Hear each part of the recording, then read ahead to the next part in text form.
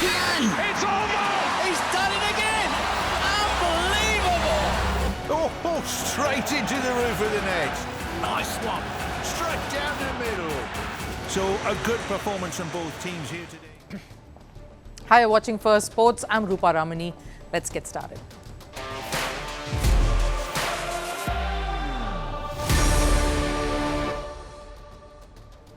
On the show today, Pakistan may have lost to India at the Asia Cup, but their woes continue. Their own legends have not only publicly criticized, but trolled the team and the PCB. What are the repercussions of this defeat, and is it going to have a lasting impact on their image in the global stage? Speaking of impact, what influence are Pakistan's cricketers having on sportspersons across other disciplines? Seems like the next generation is picking up the best and possibly the worst of their cricketing heroes.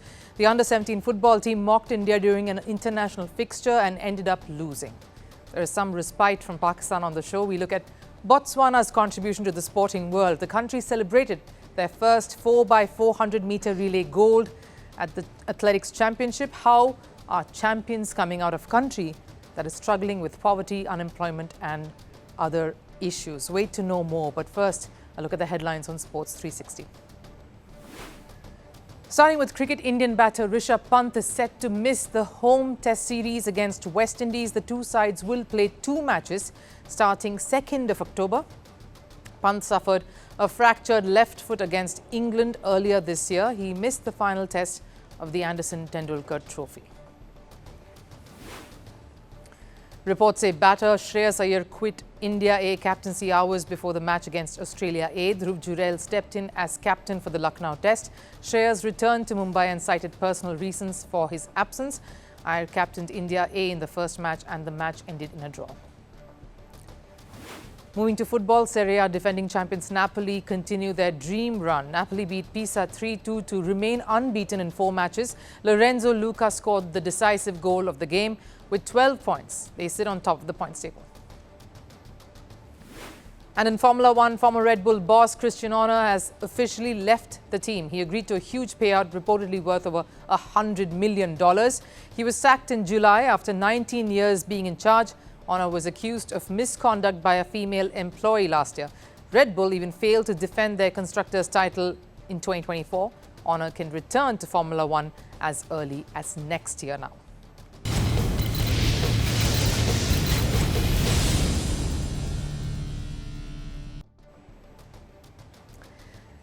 In all talk of Pakistan's humbling loss to India in the Asia Cup, we all seem to have forgotten the larger repercussions of this defeat. What this has done to the generations of superstars that Pakistan has produced. This is a country that went on to own a sport that they never really created, because the streets developed a culture of playing with your heart and just focusing on winning for your nation. With legends now moving beyond just critiquing to trolling Pakistan and the PCB, I ask, has Pakistan forgotten why they even took up this sport ages ago in the first place? Have they simply forgotten how to play with their heart? Imran Khan may not have gone on to become a decorated politician, but he was the heartbeat of the country's cricketing landscape. Their biggest, most iconic captain. His words during that magical World Cup winning campaign are motivational and inspirational even today. For him to not just criticize but ridicule Pakistan for this loss had to have been rather painful. Only way to win a cricket match against India was if Army Chief General Munir and Pakistan Cricket Board Chairman Naqvi bat as openers, while umpires should be former Chief Justice of Pakistan Qazi Faiz Iza and Chief Election Commissioner of Pakistan Sikandar Sultan Raza. Of course, the ire towards Mohsin Naqvi, the PCB chief, also comes from the fact that he's part of the government as Interior Minister. But leave politics aside here. This is a World Cup winning captain who's just blasted Pakistan for their under-par performance. Trolled the PCB for their severe mismanagement, something we've always seen now over the last many months, and it's been well documented. Yes, they feel wronged by India for not shaking their hands after the loss. They feel wronged by the umpire for that dismissal, which they felt was rather controversial. But these do not change the overall result of the game. Pakistan lost, and they didn't lose because of one possible error in judgment. It's all part of the game. They lost because they just did not perform better than their opposition. They did not grab the opportunities that they were given and let this match also slip away. Imran Khan is not the only one berating the Pakistan side. So is Wasim Akram, who's already gone hoarse with his cries of disbelief over the last many months. I'm going to speak my heart out. It is tough to watch Pakistan. I understand as an ex-player winning and losing that part of the game. But again, India has outplayed Pakistan in every department over the last 4 or 5 years. And it's not just the legends of the sport. Pakistan's own former cricketers who see where the flaw is. It's the public sentiment. A hoarding in one of the Indian cities of Mumbai clearly asking Pakistan to stop whining.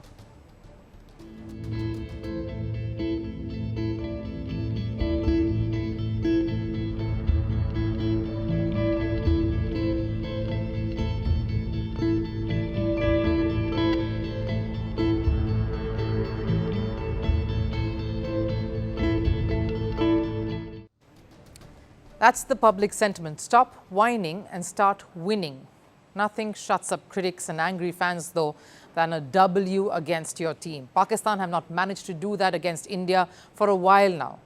Now, the rule of sport is simple. Play hard, play fair, and do your best to come out on top. If you couldn't, then reflect, course correct, and then go on to try and execute a better plan. Pakistan has not even approached the first part of any upheaval or change in this order. They are busy trying to see how they can go one up via their antics, via dramatizing everything, the pomp and the show, rather than get down to business. They want to point fingers at external sources rather than work on controlling what they can, which is their own game. It seems to be now a defense mechanism of sort, seems to be ingrained in their psyche. How can they possibly unlearn all of that? The Asia Cup is far from over, and if Pakistan wishes to reclaim a bit of their pride that's lost all this way, a change in mindset is necessary. But is that too much to ask? We're talking of the impact of Pakistan cricket team's performance and their defeat to India at the Asia Cup. Their under-17 football side is a prime example of that, grabbing headlines for all the wrong reasons. A disturbing moment unfolded during the SAFF Under-17 Championship clash between arch-rivals India and Pakistan. Midway through the game, Pakistan's youngsters mocked India with a celebration that was tasteless at best, inflammatory at worst.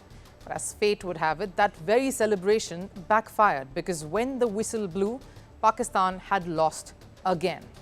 It raises a big question. What sort of role models are Pakistan's cricketers to the next generation? And are they setting the right example for the rest to follow? Creating a domino effect they now don't seem to know how to control. Because what we saw in the SAFF Championship wasn't an isolated incident. It was a mirror image of how India-Pakistan contests have shaped up recently.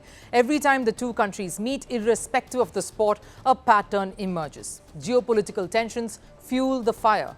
Pakistan resorts to theatrics. India responds with wins, often emphatic, often clinical. And the difference in grace, that's massive. India's teams stand up for their values, let their performance on the field do all the talking. Pakistan, they fall back on immature gestures, loud noise and empty drama. Like the infamous tea celebration, a reference to an Indian pilot.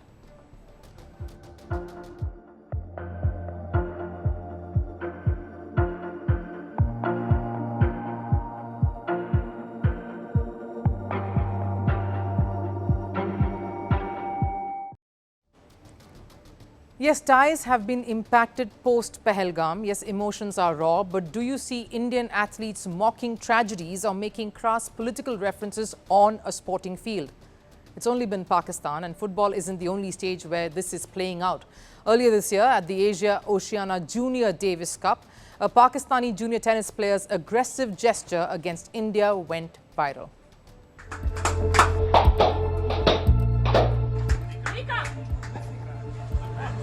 I'm doing it normally, bro. I'm not mad at you. This was just days after India and Pakistan were engaged in armed conflict post the terror attack. That anger spilled straight onto the tennis court, proving one thing: Pakistan cannot and will not separate sports from politics. And who inspires these youngsters? Clearly, the cricket heroes in Pakistan. The cricket team may not be world beaters anymore, but cricket is still the country's biggest sporting discipline, and every antic by their players, every act becomes a template for the next generation. Look no further than the Asia Cup clash just a few days ago.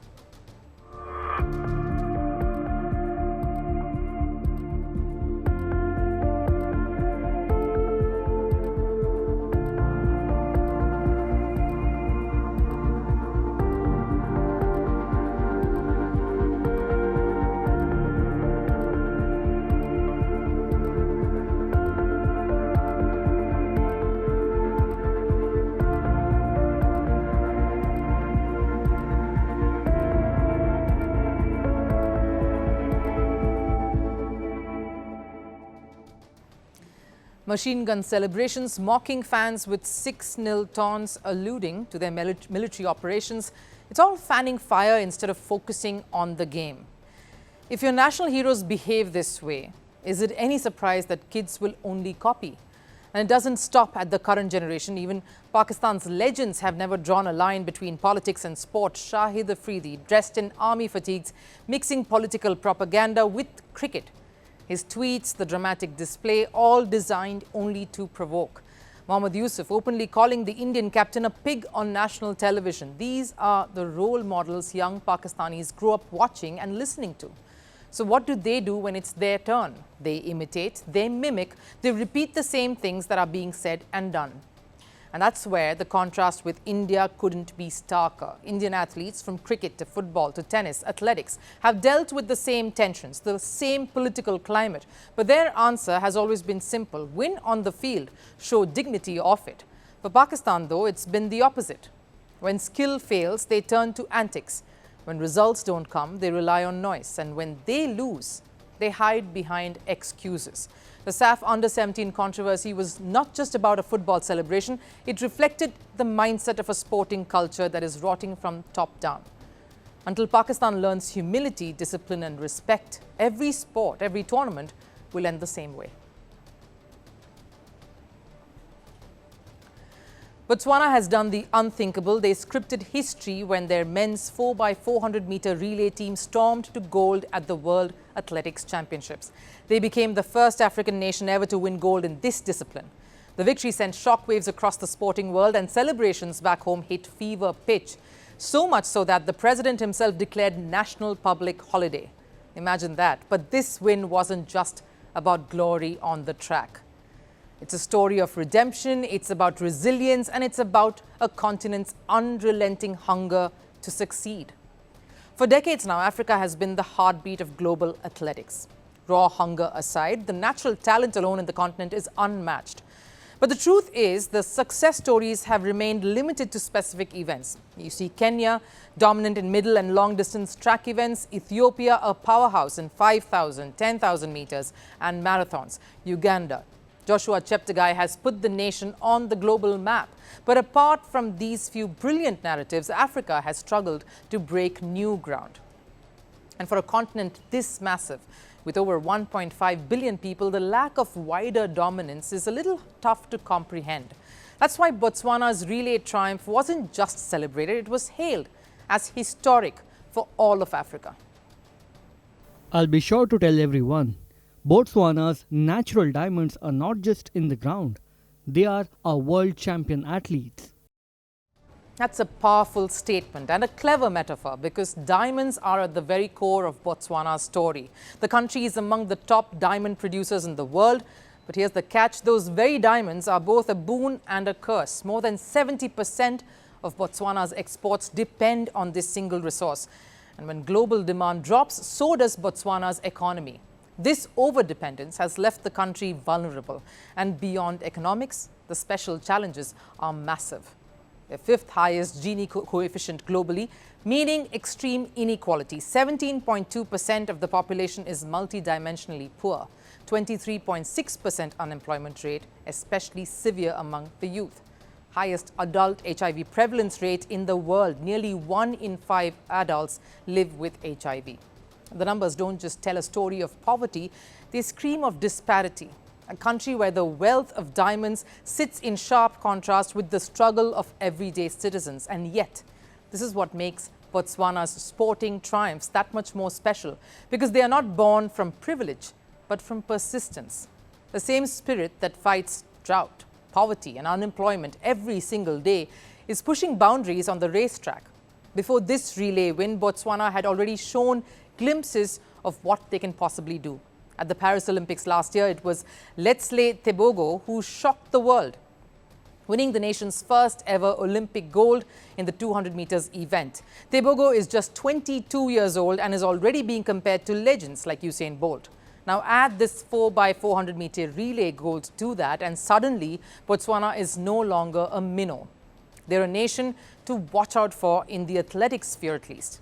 But think about it, if a country battling such enormous social and economical challenges can still produce world champions, imagine what they could achieve with proper investment, some exposure and facilities, the infrastructure. It's not just Botswana's victory, it's a reminder to the world that Africa is sitting on a treasure trove of untapped sporting potential. And when that potential finds the right stage, the results can be earth-shattering. Botswana's gold means much more than a medal. It's proof that adversity can breed greatness, that a country written off for its poverty, its health struggles, can still stand tall against some of the best in the world. Every public holiday they declare after these victories isn't just a celebration of the wins, it's a celebration of their spirit, of resilience and of hope. Time for last serve. The curtain has fallen on the Ballon d'Or 2025. The organisers have crowned football's finest. In the women's category, it was the unstoppable Aitana Bonmati yet again. Her third Ballon d'Or in a row, pure dominance, pure consistency. She's now level with none other than Lionel Messi himself. In the men's event, a new name carved himself in the history books. PSG's Ousmane Dembele walked away with the biggest individual honour in the world of football. Take a look at the stars who lit up Paris on football's biggest awards night.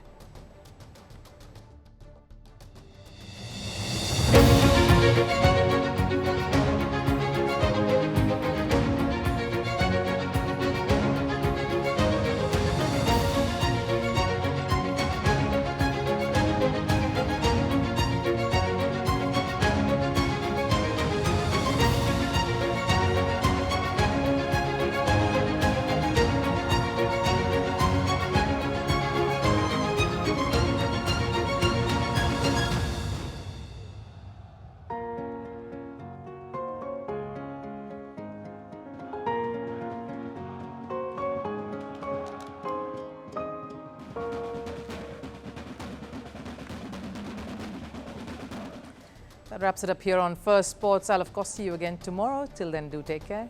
Bye-bye.